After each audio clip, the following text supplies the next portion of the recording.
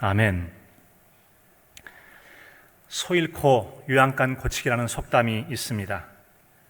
이를 그르친 뒤에야 깨달았다, 그리고 대비한다라는 그런 뜻으로서 뒤늦게 쓸데없이 수선을 떤다라고 하는 일종의 뒷북치기를 했다고 비아냥거리는 말이 소 잃고 유양간 고치기라는 그런 말입니다. 여러분, 그런데 한 번 실수는 병가지 상사라는 말이 있습니다. 군사들이 싸움을 하다 보면 이길 수도 있고 질 수도 있는 것, 흔히 있는 일이란 말이죠. 그래서 그것을 너무 탓할 일도 아니다라는 말입니다. 늘 있는 일이에요. 인생을 살다 보면 그럴 수 있습니다. 누가 한 번도 실수나 잘못 없이 살아가는 사람이 있겠습니까? 따라서 어떤 일이든 실수나 잘못이 있을 수 있기에 한 번 잘못했다고 인생이 끝나는 것도 아니고 모든 게 잘못된 것도 아니란 말이에요. 그래서 소 잃고 유양간 고치기라고 비꼬기만 할 일이 결코 아니란 말입니다. 시행착오란 말도 있지 않습니까? 어떤 일을 시도하다 보면 실수할 수도 있고 잘못할 수도 있다라고 하는 거죠. 그런 과정을 통해서 우리는 여러분 이제 깨달음도 얻게 되고 자신의 부족한 겸손도 알게 되고 그런 경험하는 과정을 통해 성장과 성숙도 이뤄갈 수가 있는 것이죠. 졸업선물이라는 책을 쓴 저자 신영준 씨는 지나간 일이라서 소용없는 것이 아니다. 소를 잃고 유양간 고쳐야 한다. 그래야 다음 소를 키울 수 있다. 실수는 언제나 할 수 있고 실수해서 배운다면 그것은 더 이상 실수가 아니다. 실수는 다 일종의 학습 과정이니까 나쁘게 볼 일만은 아니라는 겁니다. 이 신영준 씨는 이 공학박사 출신으로서 학생으로 공부해보고 또 대기업체에 그 일종의 직원으로서 기업에서 일을 하면서 이런저런 일을 느끼고 나름대로 생각하면서 이런 생각을 해봤어요. 만약에 내가 이걸 20대에 좀 알았더라면 얼마나 좋았을까. 자녀를 키우는 부모로서 젊은이들을 향해서 주는 그런 책의 선물이 졸업선물이라는 책 이름입니다. 여러분, 그런 것처럼 소 잃은 후에라도 유양간 고치듯이 부족한 것 보충하고 개선해서 한 번 잘못했던 것 반복하지 않아야 됩니다. 그래야 또 다른 피해를 막고 건실하게 살아갈 수가 있는 것이죠. 그것이 바로 시행착오를 통해서 우리가 깨달음을 얻고 성장과 성숙을 이뤄갈 수 있는 것입니다. 그런데 오늘 말씀에 등장하는 삼손은 그렇지 않았습니다. 그는 그때 이스라엘이 왕이 없었으므로 사람마다 자기 소견에 옳은 대로 행하였더라라고 하는 사사기 17장 6절의 말씀처럼 왕이 없던 시대에 내가 왕이지 뭐 내 마음대로 살면 되는 거야. 자기 소견에 좋은 대로 살면서 거듭해서 잘못하고 또 잘못하기를 반복했다는 거죠. 그러므로 하나님께 주신 큰 은혜를 다 허비해 가게 되어집니다. 그 같은 삼손 이야기가 들려주는 오늘의 말씀은 대략 이런 겁니다. 그러면 이제 그 이스라엘 백성들이 애굽에 살다가 모세 시대 때 출애굽하게 되어지죠. 그리고 여호수아 때 요단강을 건너서 이 하나님께 약속하신 아브라함에게 약속하셨던 가나안 땅을 정복하고 12지파에게 분별하게 되어집니다. 정착 생활한 그들이 왕정 시대라고 해서 다윗과 또 이제 사울, 다윗이라는 왕의 시대 이전까지 왕의 시대를 왕정 시대라면 그 이전 시대를 사사 시대라고 해서 12명의 시대가 약 대략 400년 어간의 세월을 살아가게 되어집니다. 바로 그때의 마지막 사사로 등장했던 사람이 바로 삼손이라는 사람이죠. 그는 아주 특별한 사람으로 태어나게 되어집니다. 하나님의 사자가 그에게 먼저 날 것을 고지했고 얼마나 힘이 장사한지 뭘 하는지 해낼 수 있을 정도로 엄청난 힘을 가진 그런 사람이었다는 것이죠.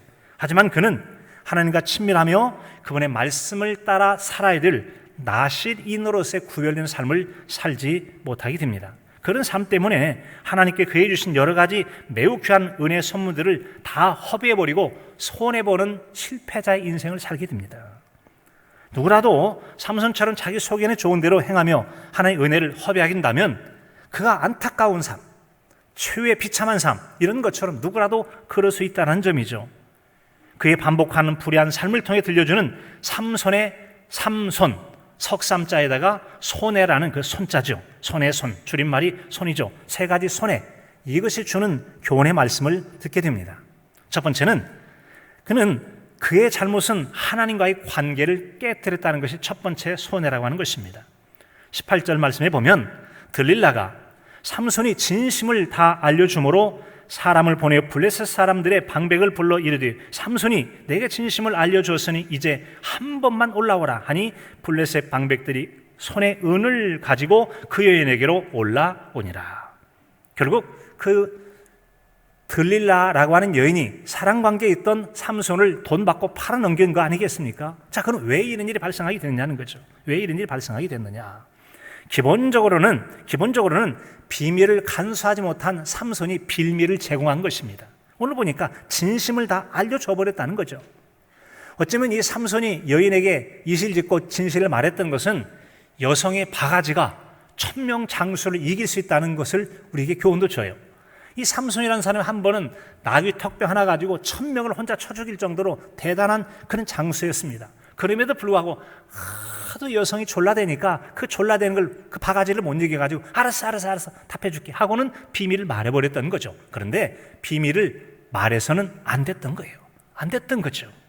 자, 이것 때문에 빌미를 제공하게 됐고, 그리고 그 여인은 이것을 기회 삼아서 그 민족에게 원수가 되기도 하고 또 다른 사람들이 은을 1100개나 준다고 하는 엄청난 거래를 시도했기 때문에 이 두 가지 아마도 추정하건대 돈의 거래와 그리고 자기 민족을 해친 그에 대해서 사랑관계는 있었지만 그러나 그에게 그런 일들을 행할 수가 있었다는 점이죠. 자, 이처럼 여러분 하나님과의 관계를 깨트리고 또 여러분 이렇게 좋지 않은 상황에 빠져들어간 삼손, 그는 태어날 때 특별한 사람으로 태어났다고 그랬잖아요. 태어나기 전부터 하나님께서 탄생 고지, 즉 알려주는 은혜를 받았던 사람입니다. 사사기 13장 3절에 보면은 이런 말씀이 나와 있습니다. 여호와의 사자가 그 여인에게 나타나서 그에게 이르시되 보라, 내가 본래 임신하지 못함으로 출산하지 못하였으나 이제 임신하여 아들을 낳으리니.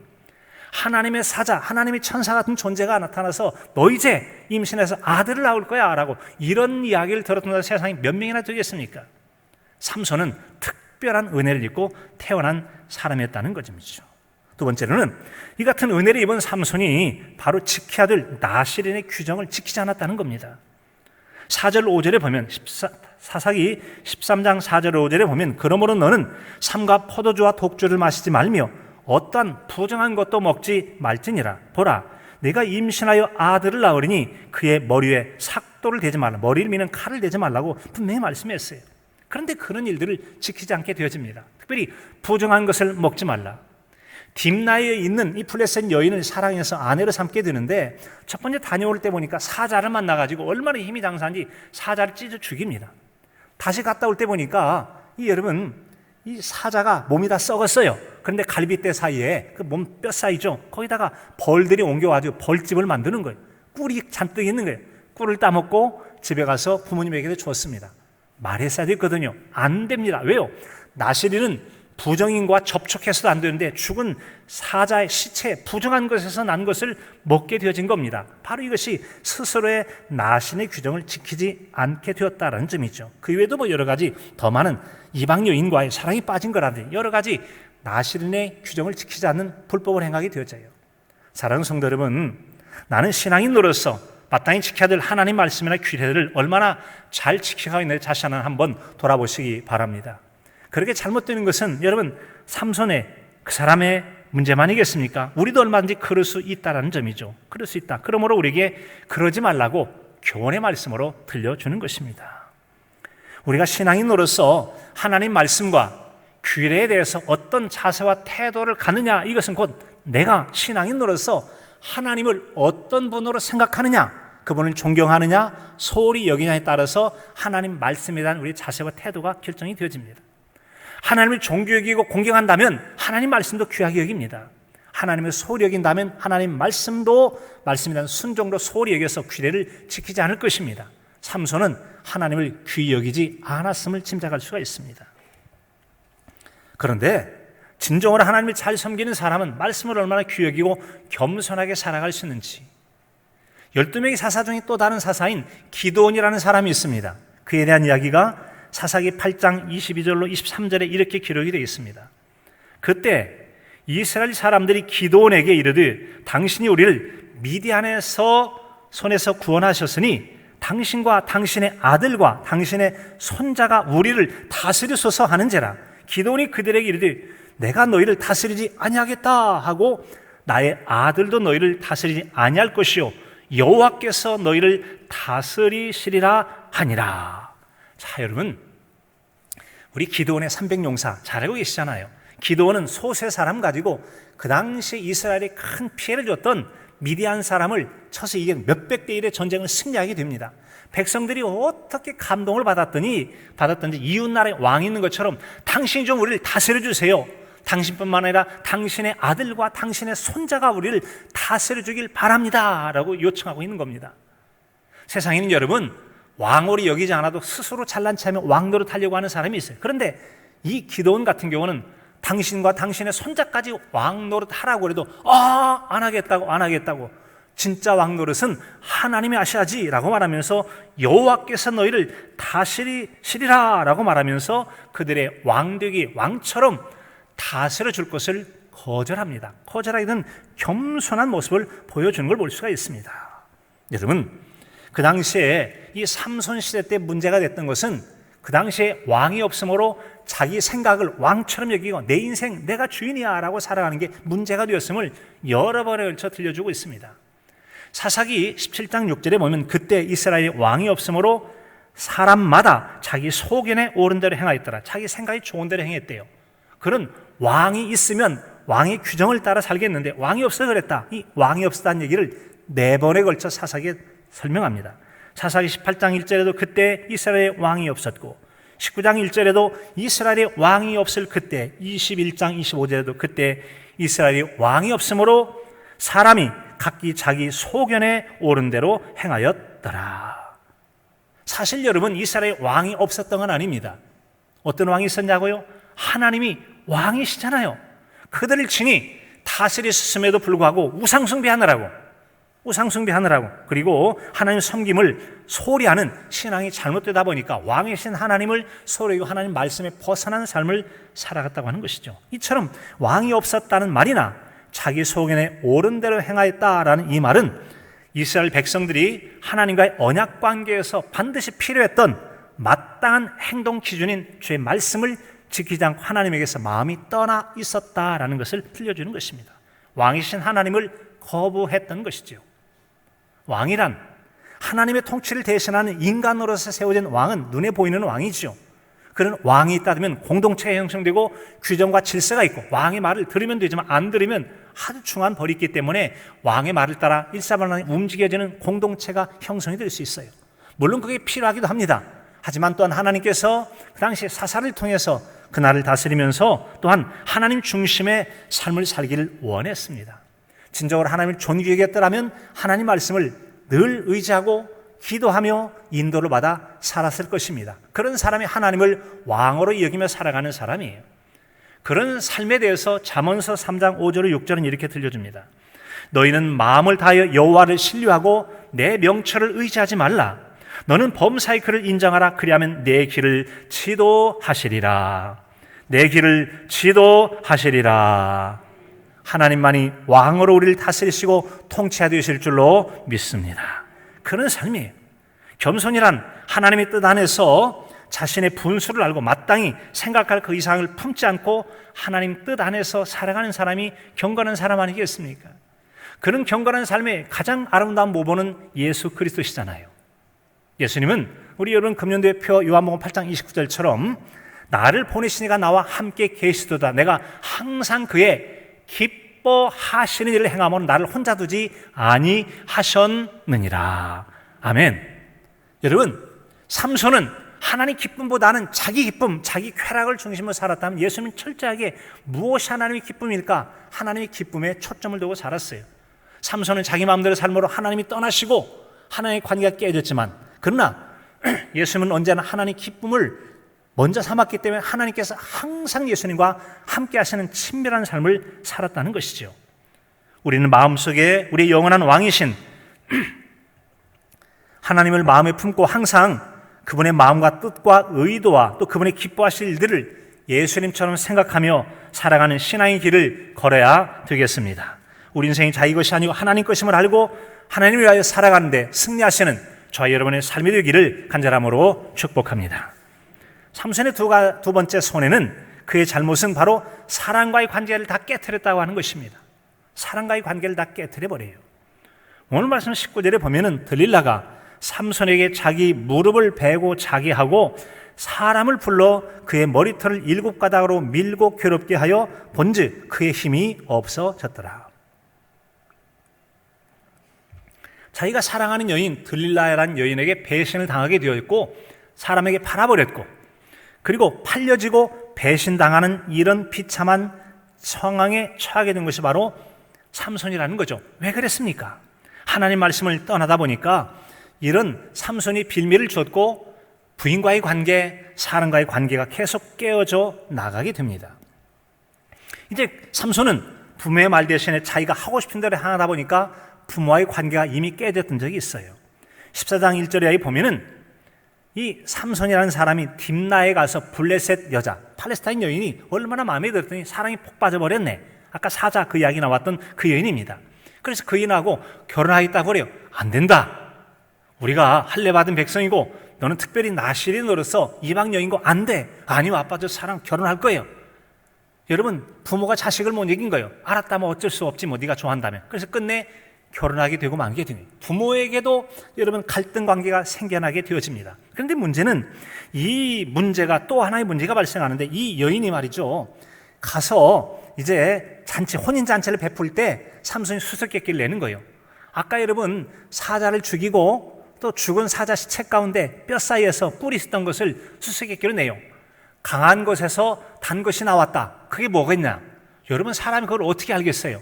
사자 뼈 속에 꿀 나왔던 이야기를 냈는데 아무도 못 맞추는 거예요. 그런데 옷 30벌을 걸었는데 자기 친구 30명이 도무지 답을 못 맞추는 거예요. 계속 삼손의 부인에게 또 졸라대는 겁니다. 그랬더니 삼손의 부인이 여러분 삼손을 졸라대니까 아이고 알았어. 처음에는 말하다 결과적으로 바가지를 못 이기고 또 답을 했어요. 답을 하니까 이 부인이 또 친구들에게 얘기했어요. 친구가 답을 얘기했어요. 뿔따구가 났어요. 다른 동네 가서 사람을 쳐 죽이고 옷가는 갚아진 다음에 집으로 와버렸어요.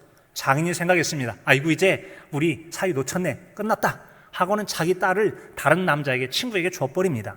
나중에 화를 풀고 난 다음에 삼손이 다시 이 여인을 찾아갔습니다. 이미 장인어른이 줘버렸어요. 화가 났어요. 또 여러분 이것 때문에 화가 나고 또 장인들을 죽이고 그 다음에 그 지역에 여우를 잡아가지고 여우 300마리로 그 지역에는 보리밭이나 감람나무밭 다 불질러버리고 끊임없이 인간관계가 파괴되면서 죽이고 파괴하고 파괴하는 이런 일들을 반복하게 되어집니다. 왜 이렇게 사랑관계가 나빠지고 파괴됩니까? 하나님 말씀을 따라 살지 않고 섬기지 않다 보니까 온갖 갈등과 다툼이 연속해서 일어나더라라고 하는 것이죠. 여러분 그렇습니다. 우리 이 같은 안타까운 이 삶은 삼손 하나로 충분합니다. 우리는 그러지 말아야 되겠다는 것이죠. 그렇다면 우리의 신앙을 한번 돌아보면 좋겠습니다. 우리 신앙을 살아가면서 성숙한 신앙 인격으로 사람들과 좋은 관계를 맺어 살아갑니까? 그런 사람도 있겠고 그러지 못한 사람도 있기도 할 것입니다. 성경은 말씀하잖아요. 아무 일에든지 다툼과 허용을 하지 말고 겸손한 마음으로 나보다 남을 낮게 여기라고 합니다. 귀하게 여기라는 거죠. 그런 거 어떤가 하면 잘난 체고 교만하면서 남을 깔보고 무시하게 됩니다. 그런 관계는 깨지게 되고 갈등 관계에 놓이게 될 수 있습니다. 로마서 12장 17절 이하에서 보면은 우리에게 모든 사람으로 악을 갚지 말고 모든 사람과 더불어 화목하라고 말씀하고 있습니다. 화목해야 될 사람과의 관계를 작은 것이라도 자꾸 꼬투리 잡고 시비 삼거나 또는 시기하거나 거짓으로 모함을 해서 갈등 관계 불화를 만들어내서 불화시킨 사람이 있습니다. 고린도후서 5장 18절에 19절에 보면 우리에게 화목하는 직분을 주셨다. 화목하게 하는 말씀을 주셨으니 어쨌든 갈등 관계라도 화목하라라고 하는데 화목을 이루지 못하고 갈등하고 분열을 일으킨다면 하나님의 미워하신 자가 되고 말 거예요. 이런 사람은 자기도 그런 갈등 관계에 빠져들게 되고 만다는 것이죠. 성경은 잠언서 16장 7절이죠. 사람의 행위가 여호와를 기쁘시게 하면 그의 원수라도 그와 더불어 화목하게 된다 말씀하므로 우리는 사람과의 화목을 이루어 살 것을 말씀하셨고 특별히 마태복음 7장 12절에 보면 무엇이든 남에게 대접을 받고자 하는 대로 남을 대접하라 라고 말씀하셨어요. 내가 남에게는 함부로 대하고 못되게 대하고 남이 조금만 잘하면 서운하다, 억울하다, 분노하고 그렇다면 여러분 이게 얼마나 안타까운 일입니까? 우리는 남을 귀하게 여길 때 또한 남도 나를 귀하게 여기고 서로가 서로를 존중할 때 서로가 존중을 받게 될 줄로 믿습니다. 여러분 이같이 삼손은 하나님과의 관계가 파괴되다 보니까 사람 관계가 파괴되어 있고 서로 힘이 되고 의지가 되어야 될 주변의 사람들이 다 나빠진다는 거죠. 혹시 내 인생 가운데 주변에 자꾸 이렇게 원수 맺힌 사람만 있고 관계가 나빠지는가? 혹시 내가 하나님을 신실히 섬기지 못하는 것이 문제가 되지 않는지 한번 생각해 봐야 할 것입니다. 남을 귀하게 여기는 신앙 인격과 삶이 우리에게 필요한 이유입니다. 세 번째로, 하나님을 잘못 섬기는 이 삼손은 하나님 주신 사명을 다 훼손해 버렸다라고 하는 것이지요. 오늘 말씀 20절에 보면 들릴라가 이르되 삼손이여 블레셋 사람이 당신에게 들이닥쳤나이다 하니 삼손이 잠을 깨며 이르기를 내가 전과 같이 나가서 몸을 떨치리라 하였으나 여호와께서 이미 자기를 떠나신 줄 깨닫지 못하였더라. 블레셋 사람들이 그를 붙잡아 눈을 빼고 끌고 가서 가사에 내려가 놋줄로 매고 그에게 옥에서 맷돌을 돌리게 하였더라. 아무리 천하장사라도 눈이 뽑혔는데 볼 수가 있겠습니까? 쇠고랑으로 묶여놨는데 무슨 얼마나 일할 수가 있겠어요? 안타깝게도 여러분, 잠에서 깨어서 내가 이전처럼 어떤 원수라도 물리칠 거라고 생각했는데 이제 힘이 다 빠져버린 겁니다. 하나님의 신이 떠나버리게 된 겁니다. 그래서 그 얘기는 마땅히 하나님께서 맡기신 그의 사명을 감당할 여력, 힘을 잃게 된 거라는 것이죠. 그의 사명은 무엇이었습니까? 사사기 13장 5절에 보면 보라, 내가 임신하여 아들을 낳으리니 그의 머리 위에 삭도를 대지 말라. 이 아이는 태에서 나옴으로부터 하나님께 바쳐진 나신인이 됨이라. 그가 블레셋 사람의 손에서 이스라엘을 구원하기 시작하리라. 이스라엘을 구원하기 시작하리라. 이것이 그의 사명이었다는 겁니다. 여러분, 사명이란 뭡니까? 인생을 살아가면서 도무지 거부할 수 없을 만큼 하나님께 내 마음이 주시고 자꾸 거룩한 부담감을 주셔서 살아나가는 날 동안 신앙인으로서 마땅히 해야 될 무언가 마음에 내게 주신 책임감 같은 해야 될 일로 주신 것을 사명이라고 말씀하는 것입니다. 그런데 이 삼손은 블레셋 사람의 손에서 이스라엘을 구원하기 시작하는 사명을 잃어버리게 되었다는 거죠. 왜 그랬습니까? 삼손은 본능과 감정이 이끌려 살면서 무절제한 삶을 사느라고 그랬더라는 것이죠. 한마디로 말하면 삼손은 끊임없이 연문을 뻗트립니다. 가사의 여인, 또 아까 누구예요? 들릴라 같은 여인들, 여러 여인들과 연문을 뻗트리게 되고 또 개인적인 보복 감정 가지고 뭐 있으면 막 화를 내가지고 내가 원수를 갚으리라, 원수를 갚으라. 사람 패죽인이라는 거죠. 감정에 몰입돼 가지고 하나님께 주신 사명, 그 사명을 감당하기보다는 그런 헛되이 여러 가지 보복적 개인 감정을 풀어내듯이 그렇게 남이나 죽이고 살아가는 그런 인생을 살다 갔다라는 점이죠. 참으로 안타까운 것입니다. 삼손이 신앙적이지 못한 삶 탓으로 사명을 소홀히 여기게 되고 말았다는 것이죠. 자기 백성을 구원할 그 사명들, 이런 사명을 마땅히 감당해야 되는데 내가 생명을 다해서라도 마땅히 감당하는 그 사명을 이렇게 소홀히 살아도 되는 것입니까? 그래서는 안 되잖아요. 우리는 따라서 사명을 가진 성도로서 내게 주신 사명이 무엇인지, 내가 어떻게 내 사명을 감당해야 될지를 적어도 바울 사도의 사명에 대한 그 결의에 찬 그 말씀을 통해서 우리가 다시 한번 우리 자신을 돌아보게 됩니다. 사도행전 20장 24절에 보면 바울 사도의 고백입니다. 내가 달려갈 길과 주 예수께 받은 사명, 곧 하나님의 은혜의 복음 증거한 일을 마치려면 나의 생명을 조금도 귀한 것으로 여기지 아니하노라. 여러분, 그렇습니다. 하나님의 은혜의 복음 증거하는 일을 마치려면 목숨 크껏 기꺼이 내놓고라도 내가 목숨을 내고서라도 반드시 그 일을 이루겠다라고 하는 겁니다. 그 일을 이루겠다. 이것이 바로 우리에게 사명이라는 것이죠. 사랑하는 성도는 여러분에게는 하나님께서 어떤 사명을 주셨습니까? 내가 죽는다 할지라도 핍박과 고난과 어려움을 겪고 힘든 일을 경험한다 할지라도 이것만큼 내가 반드시 해내야 되라고 하는 하나님께서 믿음 안에서 마땅히 해야 할 일로 주신 사명이 무엇이냐는 것이죠. 이것을 위해서 바울 사도는 목숨을 걸었다고 말하는 거예요. 목숨을 걸었다. 왜 그는 이렇게 목숨을 거는 사명감에 충실한 인생을 살았습니까? 바로 하나님께서 예수 그리스도의 십자가에 달려주신 그의 은혜를 깊이 마음에 두었기 때문에 그렇다는 것이죠. 내 마음에 사명이 있고 사명에 충실한 자는 그만큼 예수 그리스도의 십자가의 신앙으로 충만하다는 것이죠. 십자가의 은혜가 있는 사람은 사명에 충실합니다. 십자가의 은혜가 떨어지면 사명이 잃게 되고 삼손처럼 헛된 인생을 살아갈 수도 있다는 점이죠. 사랑하는 성도 여러분, 나에겐 어떤 일에 마음에 빼앗겨 혹시 사명을 소홀히 하고 있지 않으십니까? 자기 사명을 한번 다시 되돌려 봤으면 좋겠습니다. 지금까지 삼손이 잘못해도 계속 은혜를 베푸셨던 것은 그 잘해서가 아니었습니다. 하나님의 은혜 때문이었다는 것이죠. 그게 당연한 것이 아니라 하나님 은혜였는데 그것을 잊고 살았던 거예요. 내가 누려왔던 모든 것들이, 내가 지나왔던 모든 일들이, 내가 걸어왔던 모든 순간이 당연한 것이 아니라 하나님의 은혜였다는, 은혜라는 찬양을 제가 얼마 전에 한번 잠깐 불러드린 적 있지 않습니까? 이게 다 하나님의 은혜였거든요. 그런데 이 삼손은 머리카락이 잘려서 힘을 나타낼 수 없게 될 때야, 그때까지 깨닫지 못하고 그 이후에야 깨닫게 되었으니 여러분 얼마나 안타까운 일입니까? 참으로 안타까운 일이에요. 그래도 긍휼이 풍성하신 하나님은 삼손의 기회를 주시죠. 마지막까지 여러분 긍휼을 베푸시는데 22절에 보니까 그의 머리털이 밀린 후에 다시 자라기 시작하니라. 머리털이 시작하니라. 아무리 인생을 잘못 살아도 마지막 순간에라도 돌이켜 회개하고 회복된 신앙을 가지고 하나님의 은혜에 응답하는 삶을 살도록 마지막까지 기회를 주신 분이 하나님의 은혜와 사랑이 아니겠습니까? 삼손의 삶이 주는 교훈 중에 하나는 배경이나 시작이 좋다고 해서 인생이 마지막까지 결코 계속 좋도록 보장되는 것은 아니라는 것을 우리에게 일깨워 줍니다. 앞서 말씀드린 것처럼 여러분, 삼손은 태어나기 전에 태어날 것을 하나님의 사자를 통해 말씀해 주셨어요. 그리고 그는 나시내어 살라, 삶의 규정도 가르쳐 줍니다.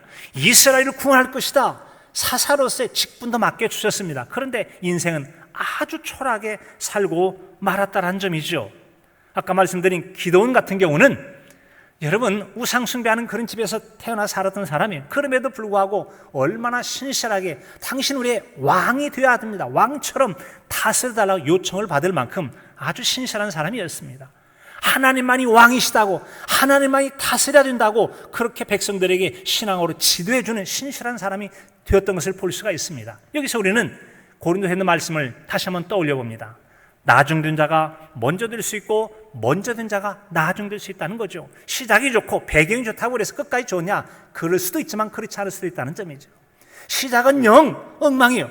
바울 사도와 같이 그리스도는 핍박하고 못되게 살았다가 한순간에 돌이켜 회개한 다음에 인생을 목숨 걸고 죽는 데까지 사명을 감당하며 살겠다라는 완전히 달라지고 나중이 훨씬 좋은 사람이 있지 않습니까? 우리 신앙은 나중이 좋은 겁니까? 옛날이 좋아하는 지금은 형편없이 추락하고 있습니까?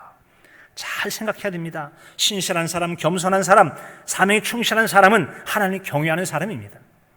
잠언 3장 7절로 8절에 스스로 지혜롭게 여기지 말지어다, 여호와를 경외하며 악을 떠날지어다, 이것이 내 몸에 양약이 되어 내 골수를 윤택하게 하리라. 윤택하게 하리라. 삼손의 죽음은 나중에 건물이 무너져 찌그러져 죽지 않습니까? 많은 사람 원수를 죽이지만, 그러나 여러분 복되게 하는 것이 뭐냐? 하나님 경외할 때 은혜를 베풀어 주신다는 거죠.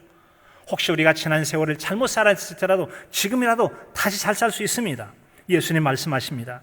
요한복음 9장 4절에 보면 때가 아직 낮음에 나를 보내신 이의 일을 우리가 하여야 하리라. 밤이 오리니 그때는 아무 일도 할 수 없느니라. 아무 일도 할 수 없을 때, 늦기 전에, 손실되기 전에, 할 수 없을 때, 있을 때 잘하고 할 수 있을 때 잘해야 되는 것, 바로 지금이 중요하다고 하는 것이죠. 삼손에게 꼭 필요했던 것은 내가 죽고 내 안에 하나님이 사시는 믿음이 필요했고 예수님이 사시는 믿음이 필요했습니다. 삼손이 그 점을 소리하는 자기관리 심세 때문에 삼손, 하나님의 관계, 사람과의 관계, 자기 사명과 인생을 망쳐버리는 손해를 본 인생 살은 거 아니겠습니까? 삼손은 하나님이 안에 계셔서 우리를 통하여 뭔가를 하시길 원하셨지만 그렇게 하지 않고 내가 살아가지고 내 기분, 내 감정, 내 뜻대로 살다가 잠시 내 마음대로 뭔가를 한 것 같지만 결국 사명과 먼 비참한 최후를 마쳤다는 이 안타까운 인생을 바라보게 됩니다. 삼손이 그가 살아있는 동안 수차례 하나님 은혜를 베풀어 주셨습니다. 잘해서 그랬습니까? 하나님 실망시켰지만 왜 그러면 그렇게 지켜주셨죠? 하나님의 언약의 신실하심 때문이요, 불쌍히 여기시고 긍휼히 여기는 은혜 때문이었다는 거죠. 은혜를 모르고 당연한 줄 알고 그 은혜를 소비하고 허비하다가 사명을 잃고 인생을 잘못 살게 되었다는 것이죠. 사랑하는 성도 여러분, 하나님께 우리를 중간에 포기하자는 것은 우리를 믿어주시기 때문에 그렇습니다. 끝까지 기대해 주시는 기다림 때문이요, 기회를 주시는 반복하는 사랑이요, 부족할지라도 보충하시고 도와주시는 하나님의 사랑과 오래 참으시는 인내하심 때문인 줄로 믿습니다. 베드로전서 3장 8절 9절에 말씀합니다. 사랑하는 자들아, 주께는 천년가 하루가 천년 같고 천년이 하루 같다는 이 한 가지를 잊지 말라. 주의 약속은 어떤 이들이 더디다고 생각하는 것 같이 더딘 것이 아니라 오직 주께서는 너희를 대하여 오래 참으사 아무도 멸망하지 않고 다 회개하기에 이르기를 원하시느니라. 회개하기에 이르기를 원하시느니라. 혹시 잘못 살았다면 지금부터라도 얼마든지 회복되어 살 수 있도록 하나님은 기회를 주시겠다고 하는 말씀입니다. 삼손은 최선과 최후의 삶을 살 수 있었지만 가장 초라한 인생을 사는 안타까운 삶을 살았습니다.